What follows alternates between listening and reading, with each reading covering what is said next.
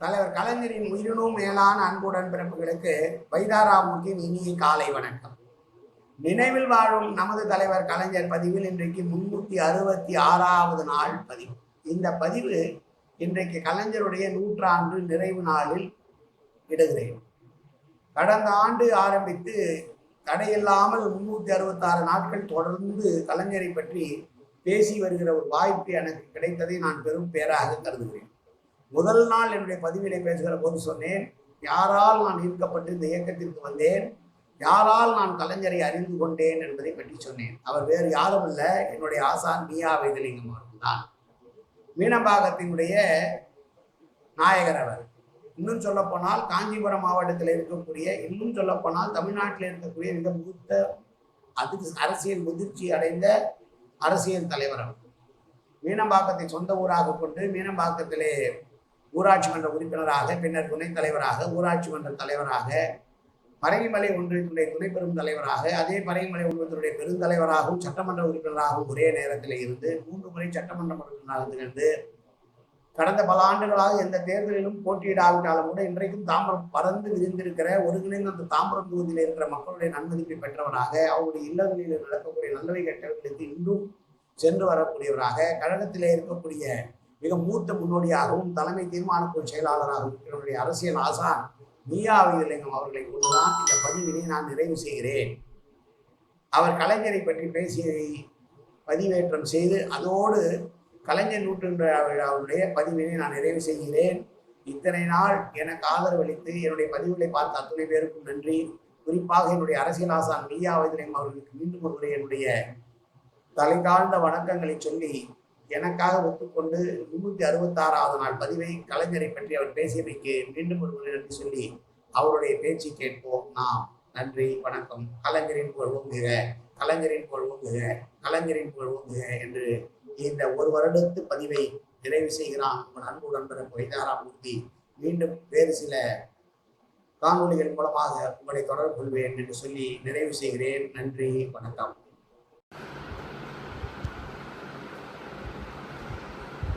அக்ரகாரத்தினுடைய துணை குஞ்சி என்று போற்றப்படுகிற என் மகன் வைத்தாராமூர்த்தி நினைவில் வாழும் கலைஞர் என்ற தலைப்பில் 365 நாட்கள் அவருடைய சிறப்புகளை எல்லாம் எடுத்து வைத்து 365 நிகழ்வுகளை ஞாபகப்படுத்தியிருக்கிற இந்த நிகழ்ச்சியில் முடிவாக 366வது நிகழ்ச்சியில் முடித்து வைக்கிற வாய்ப்பினை நான் பெற்றிருக்கிறேன் என்பதிலே மகிழ்ச்சி அடைகிறேன். ஏனென்றால் சாதாரணமானவர் அந்த கலைஞர், தமிழ்நாட்டை கட்டமைத்தவர் கலைஞர் என்று சொன்னால் அது மிகையாகாது. அதுவும் குறிப்பாக வாலிபர்களை கட்டமைத்த பெருமை கலைஞர் அவர்களைத்தான் சாரும். ஏனென்றால் இந்த நாட்டிலே பேரறிஞர் அண்ணா, தந்தை பெரியார் போன்றவர்கள் பணியாற்றியிருந்தாலும் கூட 60 வயதுக்கு மேற்பட்ட 65 வயதுக்குரியவர்கள் தான் அண்ணாவையை பார்த்திருப்பார்கள். ஏனென்றால் அண்ணா இருந்து இன்றைக்கு 55 ஆண்டுகளுக்கு மேலாகிவிட்டது. 55 வயது நிரம்பியவர்களுக்கு அண்ணாவை பார்த்திருக்க வாய்ப்பில்லை. 60 வயது நிரம்பியிருந்தால் 5 வயது தான் அவர்களுக்கு இருக்கும். எனவே 65க்கு மேற்பட்டு இருந்தால்தான் ஓரளவாவது அண்ணா என்று சொன்னால் தெரியும் என்ற அளவுக்கு இருக்கும். எனவே தான் சொல்லுகிறேன், இந்த நாட்டினுடைய இளைஞர்களை கட்டமைத்த பெருமை நம்முடைய ஒப்பார் மிக்கான தலைவர் முத்தமிழர் கலைஞர் அவர்களை சாரும்.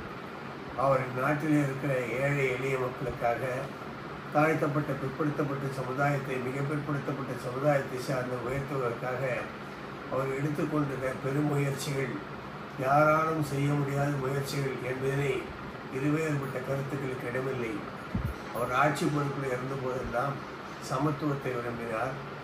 ஏழை எளியவர்களுக்கு, தாழ்த்தப்பட்ட பிற்படுத்தப்பட்ட மிக பிற்படுத்தப்பட்ட சமுதாயத்திற்கு திராவிட இயக்கத்தால் வாங்கித்தரப்பட்ட இடஒதுக்கீடு சரியான முறையில் இருக்கிறதா என்பதை தெரிந்து கொள்வதற்காக நான் சட்டமன்ற உறுப்பினராக இருந்த நேரத்தில் ஒரு கமிட்டி அமைத்தார்கள்.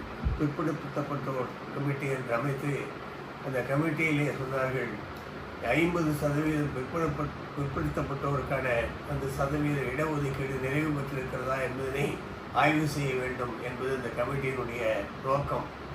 அந்த கமிட்டியினுடைய நோக்கத்தை கொண்டு செல்கிற போது நான் பல அனுபவங்களை பெற்றேன்.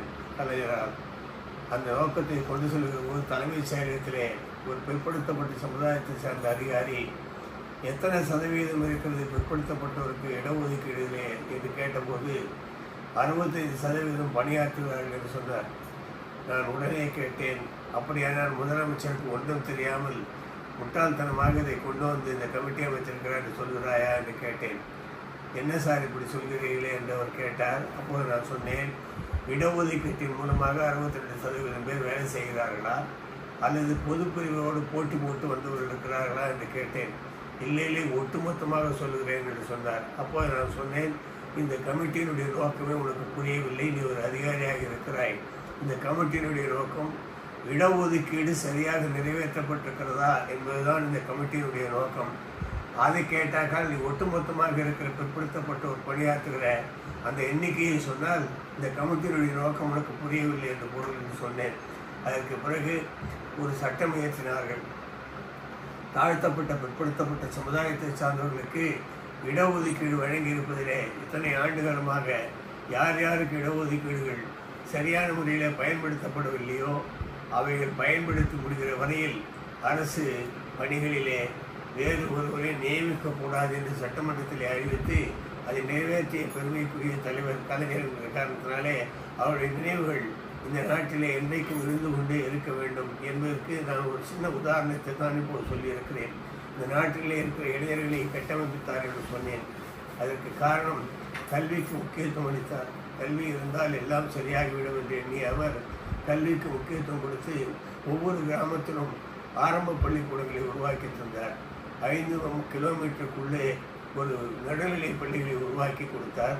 அதேபோல் உயர்நிலைப் பள்ளிகளை மேல்நிலைப் பள்ளிகளை உருவாக்கி கொடுத்த பெருமை தலைவர் கலைஞர் அவர்களை சாரும். அது மட்டுமல்ல, பட்டதாரிகளாக கிராமத்து மக்கள் வர வேண்டும் என்பதற்காக அவர்களுக்கு 5 மதிப்பெண் இலவசமாக வழங்கி, முதல் பட்டதாரியாக இருந்தால் அவர்களுக்கு இலவச படிப்பு வழங்கி, இப்படி பல்வேறு சலுகைகளை வழங்கி இந்த நாட்டிலே இருக்கிற இளைஞர்கள், அதுவும் குறிப்பாக பிற்படுத்தப்பட்ட தாழ்த்தப்பட்ட இனத்தை சார்ந்த மக்கள் முன்னுக்கு வர வேண்டும் என்பதற்காக திட்டங்களை தீட்டிய பெருமைக்குரிய தலைவர் என்ற காரணத்தினாலே அவரை நினைவு கூறுவது என்பது ஒரு 365 நாட்களிலே முடிந்து விடுகிற காரியம் அல்ல.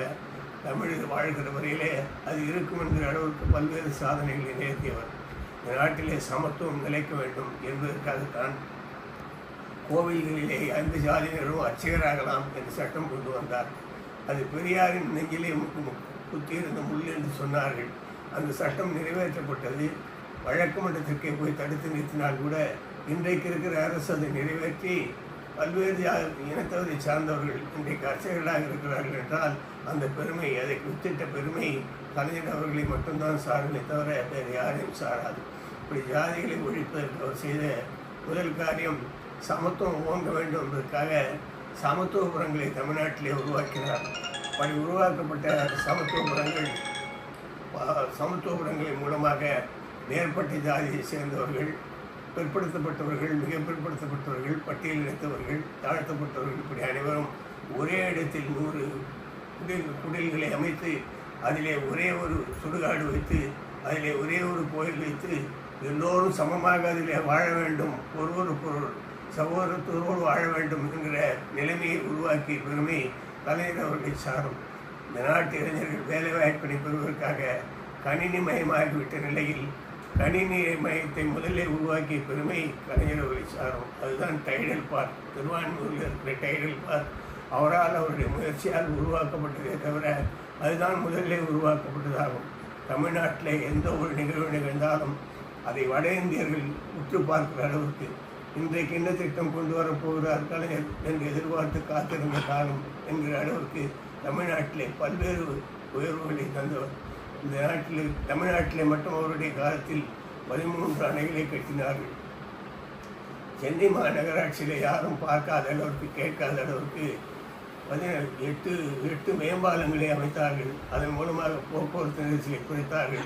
அதில் எத்தனையோ பேர் குறை சொன்னாலும் கூட இன்றைக்கும் அதில் தான் போய்கொண்டிருக்கிறார்கள். அதன் மூலமாகத்தான் ஓரளவுக்கு இன்றைக்கு போக்குவரத்து நெரிசல் இல்லாமல் இருக்கிறது என்று சொன்னால் கட்டமைத்த பெருமை கலைஞர் அவர்களை சாரும்.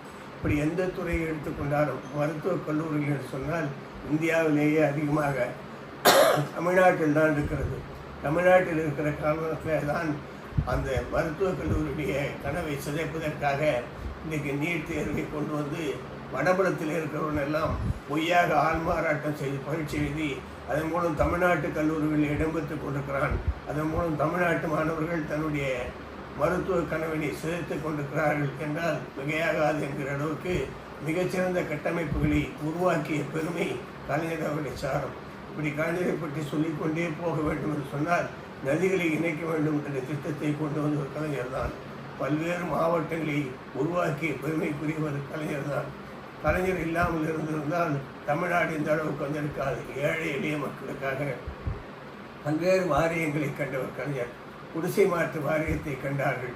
குடிசை மாற்று வாரியத்தின் மூலமாக அடுக்குமாடி வீடுகளை அமைத்து முத்தையா செட்டியார் வாழ்கிற அந்த பகுதியிலே அமைத்து அவருக்கு நிகராக மாடியிலே குடியிருக்க செய்த பெருமை கலைஞர் அவர்களை சாரும். இன்றைக்கு அது மிகச்சிறந்த முறையிலே போய் பல்லாயிரக்கணக்கான வீடுகளை அமைத்து இன்றைக்கு தாழ்த்தப்பட்ட மக்கள், ஏழை எளிய மக்கள், நடுத்தர மக்கள் அந்த வீடுகளிலே வசிக்கிறார்கள் என்று சொன்னால் குடிசைகளை அகற்ற வேண்டும் என்ற நோக்கத்தோடு மட்டுமல்ல, அவருடைய வாழ்விலும் மற்றவர்களை போல வளம் கொழிக்க வேண்டும் என்ற நோக்கத்தோடு உருவாக்கப்பட்ட திட்டங்கள்.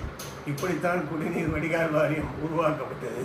மிகச்சிறந்த குடிநீர் மக்களுக்கு கிடைப்பதற்கான வாய்ப்பை குடிநீர் வாரியத்தின் மூலமாகத்தான் உருவாக்கி தந்தார் என்று சொன்னால் அது கலைஞர் என்று சொன்னால் மிகையாகாது. இப்படி சொல்லிக்கொண்டே போகின்ற அளவுக்கு பல்வேறு நலத்திட்டங்களை உருவாக்கி தந்த அந்த தலைவர் என்றைக்கும் ஞாபகத்தில் இருப்பவர் மட்டுமல்ல, தமிழ் வாழ்கின்ற வரையில் அவருடைய ஞாபகம் இருக்கும், தமிழ் இருக்கின்ற வரையில் இருக்கும். ஏனென்றால் தமிழுக்கு செம்மொழி அந்தஸ்தை பெற்று தந்தவர் கலைஞர் தான். செம்மொழி மாநாட்டினை கோவையிலே நடத்தி மிகப்பெரிய பெருமையை தமிழ்நாட்டுக்கு சேர்த்தவர் கலைஞர் தான்.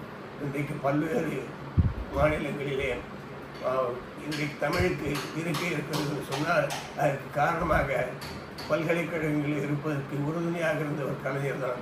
இப்படி இந்த தமிழ்நாட்டுக்காக, தமிழ்நாட்டு இளைஞர்களுக்காக அவர் செய்திருக்கிற பெருமையினை தமிழ்நாட்டு இளைஞர்களை உணராமல் இருக்கிறார்களே என்பதுதான் வருத்தமே தவிர, தமிழ்நாட்டு இளைஞர்களுக்கு, தமிழ்நாட்டில் இருக்கிற ஏழை எளிய நடுத்தர குடும்பங்களுக்கு செய்திருக்கிற காரியங்கள் இதுவரை யாராலும் செய்ய முடியாத காரியம், இனியும் செய்ய முடியாத காரியம் என்பதிலே இருவேறு புறத்துக்கு இடமில்லை என்று கூறி இந்த நிகழ்வினை உருவாக்கியிருக்கிற தம்பி வைத்தாராமூர்த்தி அவர்களை பாராட்டி வாழ்த்தி முடிக்கிறேன். நன்றி, வணக்கம்.